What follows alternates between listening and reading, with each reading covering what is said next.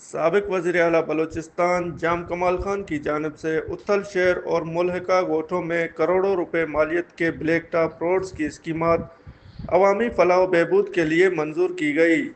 ان منصوبوں کے ٹینڈر 12 ستمبر 2024 کو جاری ہوئے، مگر 10 ماہ کا عرصہ گزرنے کے باوجود بیشتر سڑکیں تاحال نامکمل اور تباہ حال ہیں۔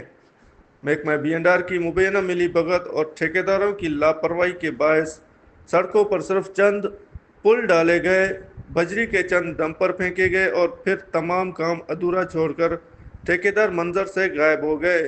متاثرہ گوٹھوں میں گوٹھ سردار محمد حسن عرف چوٹا خان، مکسی کالونی تا دھمنانی گوٹھ، پولیس لائن تا مڈل اسکول آوادان اور پولیس تھانہ اتھل تا غلام محمد برہ گوٹھ اور دیگر مختلف گوٹھ شامل ہیں۔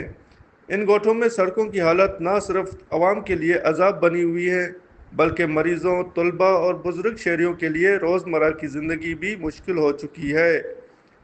عوامی حلقوں نے وفاقی وزیر تجارت جام کمال خان اور پارلیمانی سیکرٹری برائے سیاحت و ثقافت میر زرین خان مکسی سے مطالبہ کیا ہے کہ وہ فوری نوٹس لے کر ان سڑکوں کی از سر نو تعمیر کو یقینی بنائیں اور غفلت برتنے پر افسران و ٹھیکیداروں کے خلاف کارروائی کروائیں۔